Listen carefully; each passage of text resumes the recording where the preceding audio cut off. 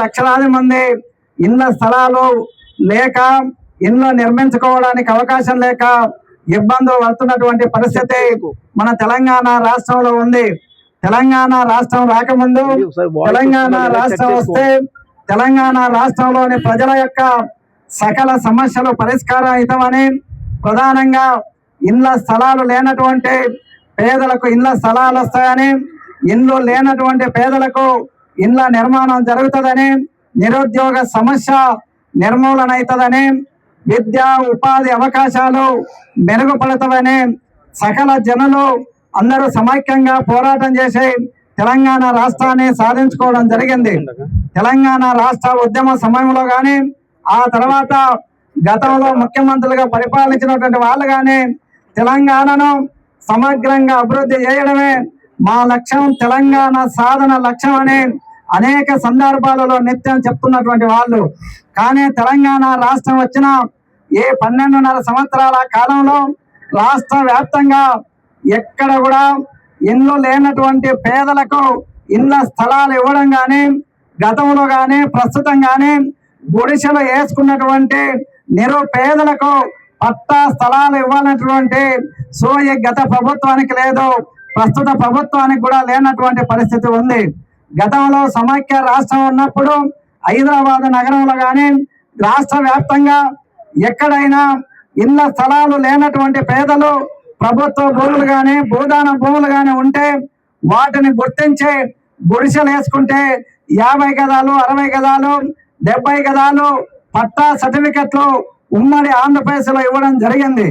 అదేవిధంగా ప్రభుత్వం కూడా నిరుపేదలైనటువంటి అర్హులైనటువంటి పేదలను గుర్తించి ప్రభుత్వమే భూములను ఖరీదు చేసి ఇళ్ల స్థలాలు ఇవ్వడం జరిగింది. తెలంగాణ రాష్ట్రం వచ్చిన తర్వాత ఒక్కరంటే ఒక్కరికి కూడా పట్టా సర్టిఫికెట్లు ఇచ్చినటువంటి పరిస్థితి 12.5 సంవత్సరంలో కాలేదు. మరి సమైక్య రాష్ట్రంలోనేమో పేదలకు సంక్షేమ పథకాలన్నీ కూడా ఎక్కువ భాగం అందుతాయి. ప్రత్యేక రాష్ట్రం వచ్చిన తర్వాత సంక్షేమ పథకాలన్నీ కూడా కోతలు కోసి పేదలను కరువు పేదలుగా మార్చేటటువంటి పరిపాలన కొనసాగుతుంది.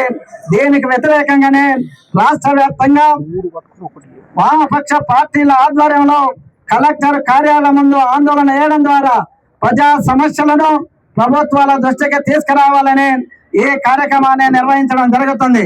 ప్రధానంగా వరంగల్లో కానివ్వండి, ఖమ్మంలో కానివ్వండి, గుడిసెలు వేసినటువంటి నిరుపేదల గుడిసెలను అర్ధరాత్రి బందిపోటు దొంగల వలె అంతకన్నా హీనంగా పోలీసు బలగాలతోనూ ఉపయోగించి గుడిసెలను ధ్వంసం చేసి అక్కడ ఉన్నటువంటి పేదలు కాయ కష్టం చేసి ఉపవాసం ఉండి కనీసం రేకుల షెడ్లను వేసుకుంటే అందులో ఉన్నటువంటి గింజలను కనీసం కిలో బియ్యాన్ని కూడా బయటికి తీసుకోకుండా పాశవికంగా ఈ ప్రభుత్వం పేదల గుడిసెలను కూలగొట్టడం జరిగింది. మొన్నే ఒక 10 రోజుల కిందట వరంగల్ జిల్లాలో వేసినటువంటి గుడిసెలను తొలగించిండ్రు. ఆ యొక్క భూమి ప్రభుత్వ భూమి, ఏ ఒక్క పట్టా సర్టిఫికెట్ ఉన్న భూమి కాదు. గతంలో అక్కడ 71 ఎకరాలతోన కుంట చెరువు ఉండేది.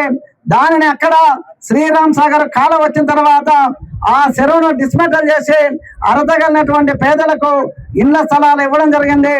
గతంలో రాజశేఖర రెడ్డి గారు ముఖ్యమంత్రిగా ఉన్నప్పుడు అదే సర్వే నెంబర్లో 56 ఎకరాలలో పేదలకు పట్టాలు ఇచ్చి ఇళ్ల నిర్మాణాన్ని కూడా చేయడం జరిగింది. తర్వాత మరొక మారు 5 ఎకరాలలో ఇళ్ల స్థలాలు పంపిణీ చేయడం జరిగింది.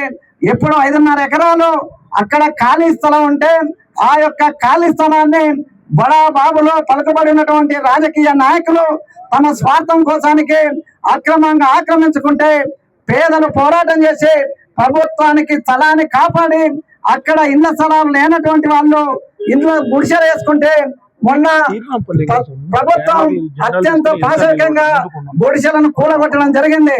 దానికి తోడు ఖమ్మం దగ్గరలో కోట్ల రూపాయల విలువ చేసేటువంటి గోదానం భూములుంటే కొన్ని 10 సంవత్సరాలుగా అక్కడ పేదల గుడిసెలు వేసుకొని అక్కడ నివాసం ఉంటుంటే ఈ మధ్య కాలంలో అక్కడ కూడా గుడిసెలు మొత్తాన్ని కూడా నేలమట్టం చేసి వాళ్ళని అట్లుంచి భేదాకలు చేయడానికి తీవ్రమైన ప్రయత్నం చేయడం జరిగింది.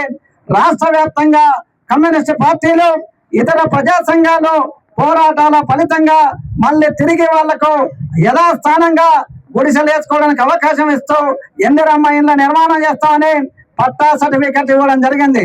మరి ఈ ప్రభుత్వం గత ప్రభుత్వానికన్నా మెరుగైన విధంగా పేదలకు సంక్షేమ పథకాలను అందజేస్తామని ఎన్నికల సందర్భంగా హామీలు ఇవ్వడం జరిగింది. పదే పదే అనేక సందర్భాలలో చెప్పడం జరుగుతుంది. గత ప్రభుత్వానికన్నా మెరుగైన వసతులు కల్పిస్తామంటే గతి లేక గుడిసెలు వేసుకున్నటువంటి వాళ్ళ గుడిసెలను తొలగించడము మెరుగైనటువంటి ఉపయోగం జరుగుతుందా? గుడిసెల స్థానంలో ఇల్లు కట్టించి పట్టా సర్టిఫికెట్లు ఇస్తే ఉపయోగం జరుగుతుంది అనేది ఈ ప్రభుత్వం పెద్దలు సమాధానం చెప్పాల్సిన బాధ్యత వారి పైన ఉంది.